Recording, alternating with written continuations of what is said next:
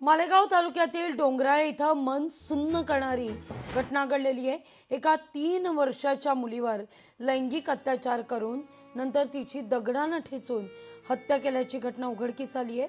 संतप्त नातेवाईकांनी आरोपीला फाशीची शिक्षा द्या अशी मागणी केली आहे। या सगळ्या संदर्भात चित्रा वाघ यांनी काय प्रतिक्रिया दिली आहे पाहूया आपण। अशा घटना ऐकल्यावर काळीच पिळवटून निघतं। सकाळपर्यंत खेळणारी, दुडूदुडू धावणारी, हसणारी ती लहानगी दुपारी सापडेना म्हणून घरच्यांनी शोध सुरू केला। गावभर शोध घेतल्यानंतर ती गंभीर अवस्थेत आढळली आणि नंतर मृत्यू झाल्याचं संपलं आणि होत्याचं नव्हतं झालं। प्राथमिक तपासात असं समोर आलंय की गावातीलच एक 24 वर्षाचा तरुण, ज्याचं पूर्वी साधारण 1 महिन्यापूर्वी मुलीच्या वडिलांशी भांडण झालेलं आणि म्हणून त्याने त्या निरागस बाळावर अशा असुरी पद्धतीने राग काढला, तिच्यावर अत्याचार करून नंतर तिचा जीव घेतला।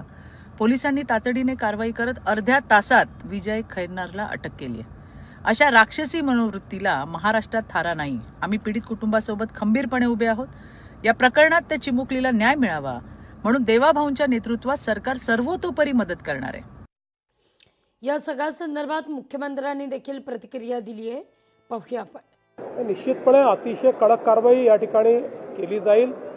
अशा प्रकारची मानसिकता असलेले हे जे लोक आहेत यांची मानसिकता ठेचण्याचं काम हे निश्चितपणे सरकार करेल। निश्चितपणे अतिशय कडक कारवाई या ठिकाणी केली जाईल।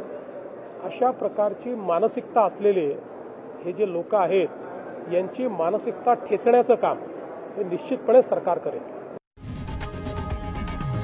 लोकशाही मराठी ऐका, पहा, जागरूक रहा।